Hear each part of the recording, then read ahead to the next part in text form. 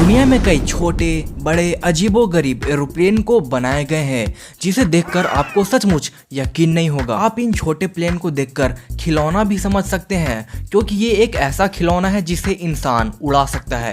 तो आज की वीडियो में हम दुनिया के कुछ सबसे छोटे एरोप्लेन के बारे में जानेंगे। तो सबसे पहले है स्टिट्स SA-2A स्काई बेबी। ये एक होममेड एयरक्राफ्ट है जिसे वर्ल्ड्स स्मॉलेस्ट एयरक्राफ्ट के रिकॉर्ड के लिए बनाया गया था। इस मिनी प्लेन को अमेरिकन एयरक्राफ्ट डिजाइनर रे स्टिट्स ने डिजाइन किया था और इसके सिर्फ एक यूनिट ही बनाए गए हैं। ये एरोप्लेन महज 3 मीटर लंबा, 2.18 मीटर चौड़ा और 1.5 मीटर ऊंचा है।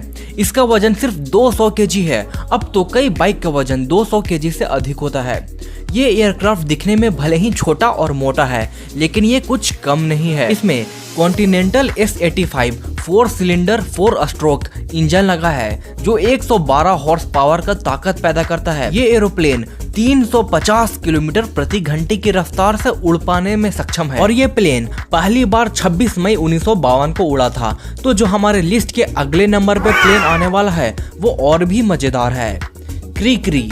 इस प्लेन का नाम भले ही थोड़ा अजीब है लेकिन ये दुनिया का सबसे छोटा ट्विन इंजन प्लेन है जिसे इंसान के द्वारा उड़ाया जा सकता है। इसे 1970 में फ्रांस के एरोनॉटिकल इंजीनियर माइकल कोलंबन ने डिजाइन किया था। इस एयरक्राफ्ट ने अपनी पहली उड़ान 19 जुलाई 1973 को भरी थी। जब ये एयरक्राफ्ट एयर शो में आया था तो लोग इसे खिलौना समझ रहे थे। देखा जाए तो वो कुछ हद तक सही भी थे क्योंकि इस प्लेन का वजन सिर्फ और सिर्फ 74 केजी है, यानी कि किसी नॉर्मल बाइक से भी हल्का।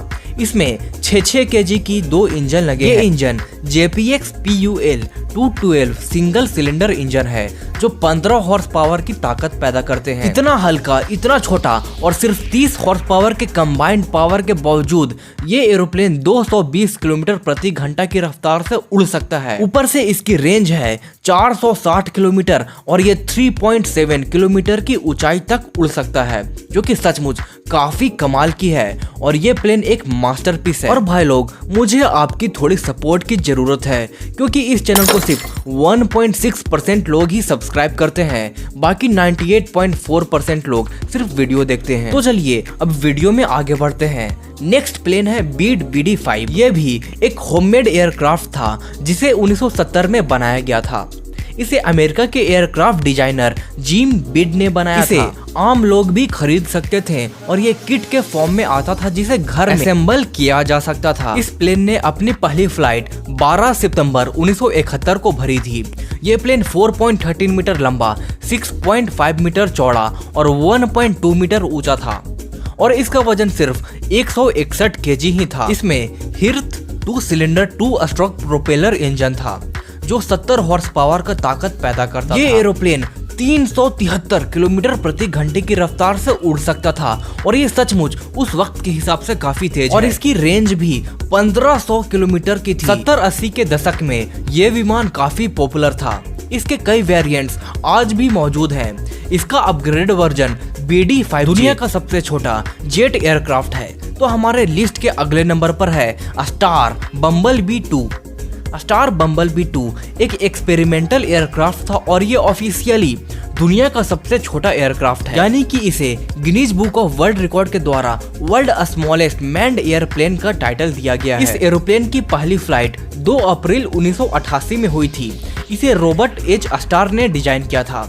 इसे देखकर आपको ऐसा लगेगा कि किसी प्लेन के पंख और पूंछ को काट दिया गया है। इस प्लेन का लेंथ महज 2.7 मीटर और इसकी चौड़ाई महज 1.68 मीटर और इसकी ऊंचाई सिर्फ 1.2 मीटर थी। ये सचमुच हैरानी की बात है कि इस तरह के बॉक्स के आकार के प्लेन को कैसे उड़ाया जा सका और इसमें आखिर इंसान कैसे बैठता होगा। इसका वजन था 180 केजी। इसमें continental C-85 4 cylinder air cooled engine था जो 85 हॉर्स पावर का ताकत पैदा करता था। इस एरोप्लेन की मैक्सिमम स्पीड 305 किलोमीटर प्रति घंटा थी और ये 4.2 किलोमीटर की ऊंचाई पे भी उड़ सकता था। इसके सिर्फ एक यूनिट को ही बनाया गया था।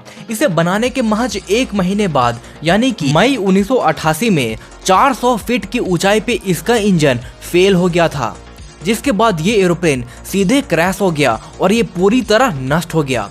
इसे उड़ा रहे रॉबर्ट स्टार भी बुरी तरह घायल हो गए थे, लेकिन बाद में वो जीवित बच गए। तो लिस्ट में अगले नंबर पर है MC डोनल XF-85 गॉबलिन।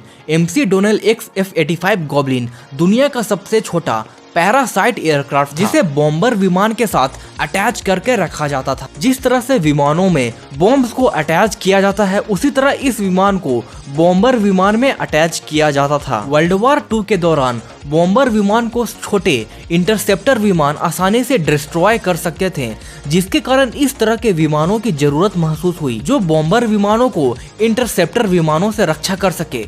ये विमान अपने साथ इतना फायर पावर कैरी कर सकते थे, ये इंटरसेप्टर विमानों को डिस्ट्रॉय कर सकती थी। ये विमान 1000 किलोमीटर प्रति घंटे की रफ्तार से उड़ सकती थी, वो भी 15 किलोमीटर तक की ऊंचाई पे। इस विमान के 2 प्रोटोटाइप बनाए थे, लेकिन बाद में जब प्रैक्टिकली इसका टेस्ट किया गया तो ये विमान फेल हो गए और इस प्रोजेक्ट को बंद कर दिया गया। अगर आप ये वीडियो यहाँ तक देख रहे हैं तो आपने अब तक काफी कुछ सीख लिया होगा। तो हर दिन कुछ नया सीखने के लिए हमारे चैनल क्यूरियोसिटी टीवी हिंदी को सब्सक्राइब कर दें। धन्यवाद। आपके सामने एक बड़ा सा रेड बटन है। हाँ, है। दबा दिया, आगे बोलो।